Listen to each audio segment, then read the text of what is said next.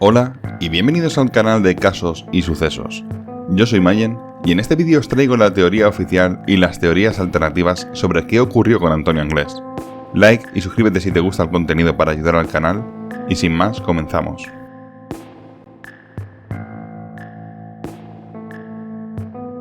Antonio Anglés Martins nació en Sao Paulo, Brasil, el 20 de junio de 1966. Era hijo de Enrique Anglés y de Neusa Martins, y en 1968 abandonó Sao Paulo para instalarse en Catarroja. Antonio tenía 8 hermanos: Divinidad, Ricardo, Juan Luis, Enrique, Dolores alias Kelly, Roberto, Mauricio y Carlos. La familia vivía en un piso situado en la calle Camí Real 101, que pagaron mediante un crédito de 3 millones de pesetas que consiguió Neusa, cuya profesión era matarife de pollos. Antonio estaba sobre todos. Pasó una temporada en el reformatorio y se había hecho un sitio en la plaza de la región de Catarroja, donde se juntaban diversas pandillas y donde conocería también a Miguel Ricard. A los 14 años ya no tenía suficiente con lo que le robaba Neusa y probó suerte en Villares Colón, un antiguo salón de recreativos de Valencia en el que se dice que la prostitución homosexual establecía contactos. Cuando iba con otros era para robar, pero a veces aparecía él solo y se iba con hombres por dinero. Según afirmó un toxicómano de Catarroja, que se prostituía en dicho local. Acumuló cierta fama de homosexual, puesto que algunos lo habían visto meterse en el baño con algún que otro hombre. Llevaba zapatos blancos, se pintaba la raya de los ojos de verde y se depilaba a la cena. También vendía droga y convirtió la planta baja de su casa en uno de los principales puntos de venta de droga en Catarroja. Empezó trapicheando con hachís en el Camino Real y luego dio varios palos para lograr la capital y asociarse allí con un camello local. Los yonkis tenían que atravesar el domicilio para poder suministrarse. Se dice que vendía la heroína más barata de la zona y con un servicio de 24 horas. Según los familiares y algunos conocidos de Antonio Anglés, era un delincuente habitual de carácter violento que solía propinar palizas a su propia madre, pero que ante desconocidos actuaba de forma muy cortés y amable y iba siempre bien vestido. Entre 1985 y 1991, Antonio Anglés fue condenado en 9 ocasiones por delitos contra la salud pública, receptación, robo, agresión a la autoridad, tráfico de drogas y detención ilegal, e ingresó en prisión en 5 ocasiones. El 13 de abril de 1985 cometió el delito de receptación, que volvería a repetir el 13 de enero de 1987. Ese mismo año, el 25 de julio de 1987, fue detenido también por tráfico de drogas, y al año siguiente, el 18 de junio de 1988, fue detenido por robo con intimidación. El 17 de febrero de 1990 fue detenido por resistencia a la autoridad, falta a la integridad, agresión a la autoridad y tráfico de drogas. El miércoles 15 de mayo de 1991 fueron juzgados Antonio Anglés y Rubén Darío en el Ministerio Fiscal de la Audiencia de Valencia, el cual absolvió a Rubén Darío y solicitó una condena de 11 años de prisión para Antonio Anglés por un delito contra la salud pública, por el hecho de traficar con drogas y por pegar una paliza a Nuria Pera, supuesta expareja de Anglés, y mantenerla encadenada a una columna durante 25 horas. El motivo, según Anglés, es que Nuria era una yonki adicta a las drogas y le debía dinero a Antonio. La fiscalía pedía también penas menores para la madre, Neusa, para la hermana Dolores alias Kelly y para un amigo del acusado, Miguel Ricard, por no haber informado de los hechos a la policía. Para Antonio, que reconoció los hechos, declaró que solo se trataba de una tontería. Nuria declaró que había acudido al domicilio de Anglés en Valencia para pagar la parte del dinero que le debía y para anunciarle que el resto se lo daría más adelante. Antonio no se lo tomó nada bien, la golpeó, la amenazó con un cuchillo y se la llevó a una casa en Catarroja, donde volvió a golpearla y después la introdujo en una habitación situada en el fondo de la vivienda, detrás de un corral, donde la encadenó a una columna y le puso a un perro de la raza Doberman atado cerca para atemorizarla, ya que ella le tenía miedo a los perros. Le dijo que le dejaría marcas en la cara con el cuchillo y también la amenazó con tirarla a un pozo ciego, donde tiraba objetos para que escuchara lo profundo que era. También se dijo que si no hubiera sido por la madre de Anglés, Neusa, este la habría tirado al pozo, y que fue Enrique Anglés el que llamó a la policía. Dolores Anglés, alias Kelly, para la que se solicitaban 4 meses de arresto, manifestó que Nuria no quiso que llamaran a la policía ni que le quitaran las cadenas, porque era consciente de que se había portado mal y que tenía que pagar por ello. Cabe decir que Antonio solía robar la identidad a aquellos que le rodeaban, usando el nombre de Enrique o Rubén, y tenía apodos como Sugar o Asukiki. Ahora ya, pasamos a la versión oficial y posteriormente a las teorías alternativas.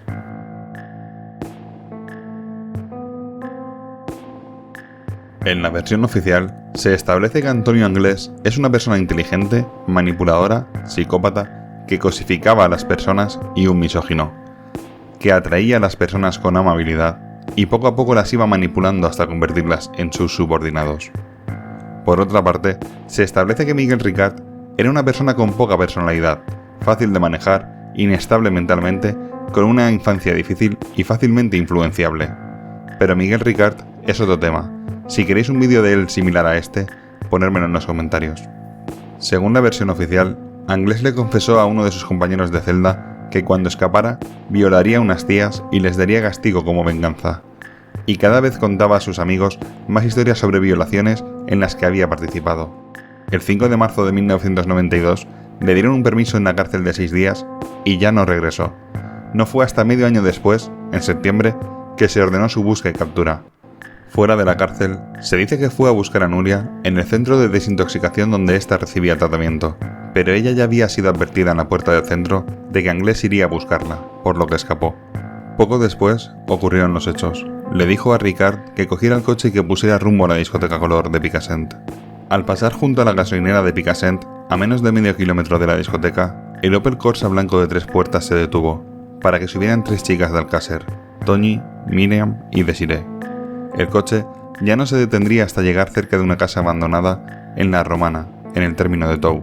Según las declaraciones de Miguel Ricard, se considera que Anglés abusó de todas.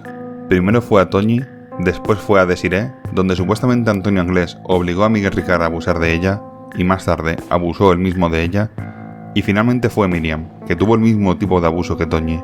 No voy a entrar en detalles sobre lo que dice el sumario de 1993 acerca de qué les ocurrió a las niñas, porque es bastante horrible, así que tendréis un enlace en la descripción para poder leerlo vosotros mismos si queréis. Hay 2 versiones oficiales sobre qué ocurrió el día que fueron a la casa de los Anglés. La primera dice que Antonio Anglés huyó por una ventana de su casa, un 4º piso, saltando una terraza cercana, ya que medía 1,75 y la distancia hasta la terraza eran de 3,5 metros aproximadamente, y cuando vio que llegaba la Guardia Civil para detener a su hermano Enrique Anglés por el volante médico que encontraron roto cerca de la fosa, aprovechó para ir al cuarto de atrás y saltar a la terraza, o que ató unas sábanas y se deslizó hasta ella. Según la hermana de Anglés, cuando se percata de que la policía lo está buscando, ata unas sábanas para saltar por la ventana y se escapa de la vivienda. Mi hermano decía, no abréis la puerta que es la Guardia Civil.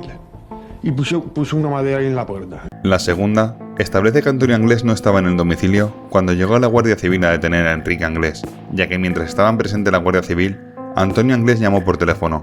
Los policías presentes no dejaron que respondiera ningún familiar, haciendo saltar el contestador y grabándose así el famoso mensaje en el contestador. Kelly, soy yo, Rubén. Cuando vengas le dices al rubio que vaya a donde está el plato y la maneta de la moto y que traiga los 2 sacos de dormir y los quelos y la leche que está encima de la nevera, ¿sabes? Y eso, cuanto antes posible. Vale, Dios, luego. Esta segunda versión oficial se hizo pública después del revuelo que hubo acerca de cómo podría haber escapado, una polémica que comentaremos en el apartado de las teorías alternativas. Después de lo acontecido, tanto si escapó como si no estaba en casa, se dice que cogió un taxi hasta la salida del pueblo de Turís, donde el taxista declaró más tarde que Anglés le pagó en efectivo y que llevaba una gran cantidad de dinero. Según el taxista, iba vestido con ropa deportiva y el pelo tintado de rubio. Al día siguiente, se dice que fue a una peluquería para tintarse el pelo a castaño. La peluquería en cuestión fue la de Juanjo Balaguer, situada en la Gran Vía Fernando el Católico. Según este, y 2 testigos más, Inma Dalmau y Amaya Berga, Antonio Anglés se presentó como Francisco Partera Zafra y que pensaba ir a Madrid para hacerse un aumento de pómulos, que le acompañaba un hombre con la cabeza casi rapada y que entró varias veces a decir que se diera prisa, que llevaba mucho tiempo allí. Más tarde, se dirigió a un hostal llamado Boluda, situado cerca de la estación norte, donde no se pudo hospedar por no llevar el DNI, y donde pasaría a la policía más tarde con una foto preguntando por él. El dueño lo reconoció y dijo que iba con una cazadora acolchada azul, el pelo desaliñado y que estaba muy nervioso y asustado. Se le siguió la pista hasta Vilamarchant después de que Antonio Anglés irrumpiera en una casa del pueblo. Allí, intentó comprarle un coche a una familia, la cual accedió, pero en cuanto se fue, fueron a denunciarlo a la Guardia Civil y que la Guardia Civil detuvo a Mauricio Anglés, y entonces Antonio volvió con una pistola, pero que se avisó a la policía y volvió a escapar. El 5 de febrero, según comunicó la prensa, se le perdió la pista. Aunque el sábado 6 de febrero, un trabajador de Renfe dijo haber estado hablando con él cerca de la estación de Xàtiva. 8 horas antes, habría mantenido un tiroteo con la Guardia Civil en la localidad de Benissanó. El miércoles 10 de febrero, intentó abandonar la zona de Vilamarchant, colándose en los bajos de un tráiler, pero el camionero lo encontró y Anglés se dio a la fuga. Ese mismo día, secuestró a un agricultor de 65 años, vecino de Vilamarchant, llamado Vicente Golfe, al que obligó a llevarlo hasta Minglanilla. En el sumario de 1993 y posteriormente en el de 1997, el agricultor Vicente Golfe declaró que sobre las 11:30 del 10 de febrero, mientras troceaba leña, se le acercó un individuo por la espalda, recogiendo las herramientas del agricultor, obligándole a entrar en el coche y que en su interior le dijo: «Por favor, se lo pido por sus hijos. Lléveme que estoy rodeado por la Guardia Civil. Pórtese bien, que yo no tengo nada que perder. Dentro de un rato, si se porta bien, estará en casa a la hora de comer». Mientras permanecía oculto en la parte trasera, con una manta por encima. Tuvo que parar a echar gasolina, y entonces el individuo se bajó él mismo a echar gasolina, llenó el depósito y pagó. Acto seguido, fueron hasta las cercanías de Minglanilla, y allí se bajó y le dijo al agricultor que volviera tranquilo a su pueblo. Durante el trayecto, el agricultor mantuvo una conversación con Anglés. Este lo tenía cogido del cuello desde la parte trasera del vehículo, y entonces el agricultor le dijo: «Antonio, me vas a ahogar», a lo que Anglés contestó que de qué lo conocía, que si era de la tele, a lo que el agricultor contestó que sí. Anglés le dijo que le acusaban de la muerte de 3 personas, pero que él no había tenido nada que ver, que si encontraba que le había vendido la pistola, lo iba a matar, pues la había comprado posteriormente de la muerte de las personas, que desde los 16 años, que lo soltaron del reformatorio, llevaba una vida de perros, que él no tenía nada que perder y que si hacía algo raro, él iba a ser el que iba a perder, pero que si se portaba bien, dentro de un rato estaría en casa. Y también dijo que si lo cogían, le iban a caer 300 años. Seguidamente, le amenazó de que tenía 12 hermanos y que si se enteraba de que se chivaba o lo denunciaba, irían sus hermanos a por él a vengarse en caso de que él no pudiera. En otro momento, le dijo que deseaba salir de España y que le dejaran en paz. Para proseguir con su vida, Anglés repitió el truco del camión frente al bar Terry en Minglanilla, pero su plan fracasó de nuevo y agredió al dueño, le robó la furgoneta y se fue en dirección a Madrid. La Guardia Civil registró la zona, pero solo encontraron un mono que usó Anglés. Entonces se le volvió a perder la pista. Se le siguió buscando por Cuenca y por Madrid, ya que tenían la convicción de que había conseguido llegar hasta la capital.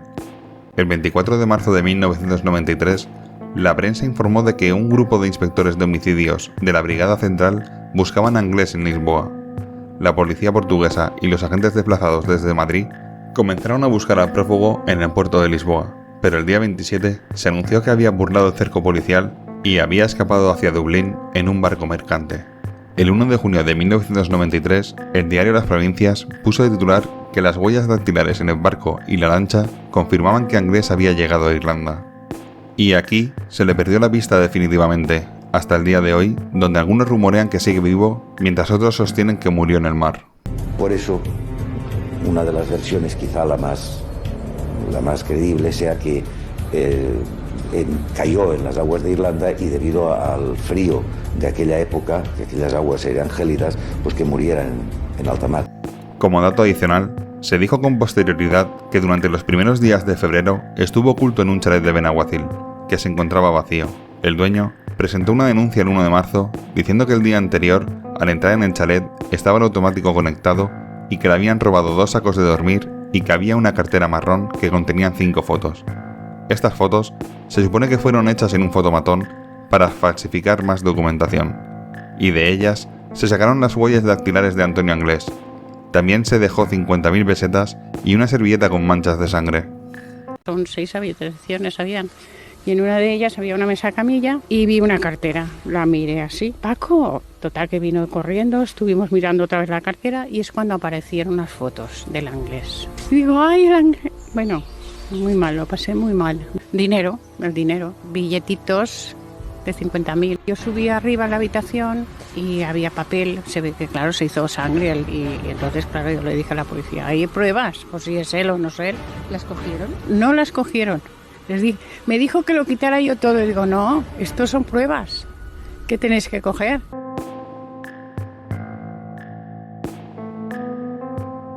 Las teorías alternativas que comentaré son sobre Antonio Anglés, no sobre el caso en su totalidad. La primera, de Juan Ignacio Blanco y Fernando García, padre de Miriam, en la que niegan prácticamente la totalidad de la versión oficial, pero antes de pasar a su teoría final, hicieron un par de comentarios sobre Anglés. La segunda y la tercera dicen que Antonio Anglés está muerto, y la cuarta, de Luis Frontela, en la que asegura que Anglés sabía demasiado. Según Fernando García, en una de sus entrevistas, era posible que los Anglés le hubieran tendido una trampa a Ricard, basándose en las declaraciones de María Luisa, vecina de los Anglés, que fue requerida como testigo durante el registro del domicilio de los Anglés. Según ella, Ricard no llevaba una bolsa de mandarinas, sino de deporte, y que un guardia civil abrió la bolsa y en ella había una caja de Kellogg's y un paquete de leche, que dejó encima de la nevera. María Luisa afirmó que por allí no saltó nadie, que vivía en el tercer piso y las ventanas daban al mismo lugar, que habían tantos focos que parecía que era de día y que habían unos 30 guardias civiles en los tejados y alrededores.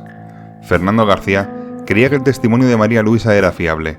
No tenía ningún motivo para mentir, ya que no ganaba nada, pero sí que perdía. Varios detalles, como el despliegue policial en las calles y tejados y la llamativa iluminación, fueron corroborados por el dueño del Salón Internacional, un salón de bodas de Catarroja situado muy cerca del domicilio de los Anglés. Según atestigó María Luisa, Antonio Anglés no estaba en casa cuando llegó la Guardia Civil. Además, sobre el caso de Antonio Anglés, el novio de Kelly, José Antonio García Muñoz, declaró en el sumario de 1993 que dijera quiénes se encontraban en el domicilio, y dijo que cuando habían estado llamando a la puerta, solamente se encontraban dentro de la vivienda él, su novia Kelly, su suegra Neusa y su cuñado Enrique. En el juicio de 1997, dijo que estaba durmiendo en la habitación de Kelly, al fondo de la vivienda, que tenía una ventana que daba a la parte de atrás de los tejados del Internacional y que por allí no saltó nadie, ni vio que saltara Antonio Anglés por ninguna otra ventana. Conforme pasaron los meses, Fernando García empezó a sospechar de la teoría oficial, junto con Juan Ignacio Blanco, diciendo que Miguel Ricard y Antonio Anglés no tenían nada que ver, que eran dos delincuentes mediocres y que los habían usado para ocultar a los verdaderos culpables, que todo iba demasiado rápido, y además reforzaron su teoría cuando varios expertos en psicópatas dijeron que Miguel Ricard y Antonio Anglés no daban el perfil de todo lo que se les acusaba. Decían que no había ninguna prueba que asegurara que ellos estuvieron con las niñas, ya que en la casa de la Romana solo se encontraban rastros de ellos, pero no de las niñas, donde se supone que ocurrió todo. En opinión de Fernando García, tanto Anglés como Ricard fueron dos personas para cubrir un expediente. Es decir, como este me dice que este ha sido, pero ha sido, ¿en qué te basas? No, en que lo ha dicho él. Entonces, pero ¿qué pasó, vamos Fernando? a ver, este le ha hecho todas estas cosas que decís a mi hija, ¿no? Y a sus dos amigas. Pero no tiene nada, no encontramos ninguna prueba biológica que determine que sí, que realmente Entonces, ha sido. ¿ellos qué fueron? ¿Unos cabezas de turco? En tu opinión siempre, Fernando. En mi opinión, sinceramente, fueron dos personas que tuvieron que buscar para cubrir un expediente. Y ya está. Bien. En la segunda teoría, de Juan Ignacio Blanco, dice que Antonio Anglés era un delincuente común, que lo habían detenido 27 veces con anterioridad, con lo cual no podía ser tan difícil de detener, que era homosexual y que no tenía ningún motivo para hacerle nada a las niñas. También asegura que estaba muerto antes del crimen de Alcácer, y afirma que ni él ni Ricard las vieron nunca. Asegura que fue asesinado incluso antes del crimen en un ajuste de cuentas por Mauricio Anglés y Miguel Ricard. Hombre, es que cuando menos todos los detalles de la fuga de Antonio Anglés, todos, no hay ninguno, son raros, todos raros. En primer lugar, Antonio Anglés es un delincuente común que le han detenido en 27 ocasiones con anterioridad, con lo cual no creo yo que sea una persona tan difícil de detener. ¿Qué tipo de antecedentes tenía Anglés? Por tráfico de drogas. Todos por tráfico de drogas, salvo por el delito de detención ilegal y lesiones de nuestra famosa amiga. Todos los demás eran delitos contra la salud.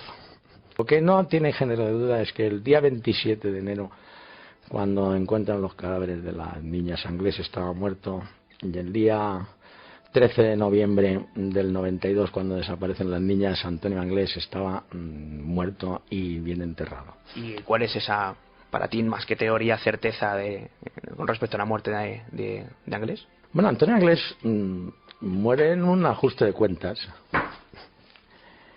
y es enterrado en la fosa de la Romana. Y el cadáver que descubren los colmeneros no son los cadáveres de Miriam, Toñi y de Siré, es el cadáver de Antonio Anglés, que es el que está enterrado en esa fosa. ¿Un ajuste de cuentas con algún conocido o si tienes certeza o quieres saber quiénes fueron en este caso los asesinos de Anglés? O no? Hombre, evidentemente sus dos colaboradores íntimos y amigos, su hermano Mauricio Anglés y su amigo Miguel Ricard. En la tercera teoría del forense Luis Frontela, la cual aún no hizo pública, pero sí que comentó sobre Anglés, dice que Anglés no se desprendió voluntariamente de varios objetos suyos, ni escapó, ni huyó en el famoso barco, pero que sabía demasiado, que alguien lo interceptó y que intuye dónde puede estar. En unas declaraciones de 2020, Roberto Anglés, hermano de Antonio Anglés, aseguró que su hermano estaba muerto, que él vio cómo le pegaron 3 tiros en la cabeza y lo enterraron por la zona. Tu hermano, Antonio, está muerto. Está muerto, que yo lo vi que la Guardia Civil con un jefe le pegaron 3 tiros en la cabeza. Y lo enterraron por ahí arriba. Y un día me enfadé y se lo dije a un Guardia Civil que estaba enterrado, que pusieron un pino, que ya estaba bastante grande el pino, y por tonto estaba en Madrid. Cuando yo vine aquí al día siguiente ya había una piscina. Lo habían sacado de debajo del árbol. La última teoría comentada es la de Francisco Pérez.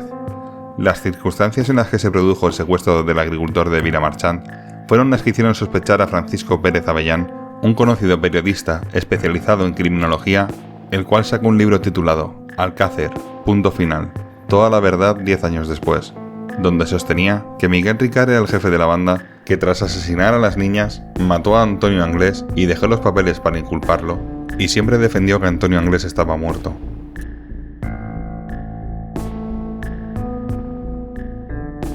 Respecto al incidente en Vilamarchant, los hechos relatados por la prensa no cuadraban demasiado bien. Se suponía que Antonio iba a recoger un coche a las 9 de la noche y no lo consiguió, y que volvió a las 12 de la noche al mismo lugar, pero en Levante, un medio de prensa dijo que un policía en Buñol lo vio ese mismo día 30 con un Opel blanco robado con matrícula de Valencia. Para terminar, José Miguel Hidalgo, teniente de la UCO, en una entrevista detallada dijo que Antonio Anglés era un delincuente de 3 al cuarto y que había muchas cosas que eran mentira. Hay más teorías y libros, pero lo que más tienen en común es que la versión oficial de los hechos se cae a pedazos, que el sumario está lleno de contradicciones, así como los testigos, y que fue todo una pantomima para cerrar el tema sin sacar a los verdaderos culpables. Si os gusta el vídeo y queréis que traiga más cosas del caso Alcácer, como lo relacionado con Miguel Ricard o la teoría de Fernando García y Juan Ignacio completa, decídmelo en los comentarios, aunque la teoría es muy larga y tendría que dividir el vídeo en varias partes. Por último, pediros que si os gusta el contenido, compartáis el canal con vuestros conocidos para que cada vez seamos más. Un saludo y nos vemos.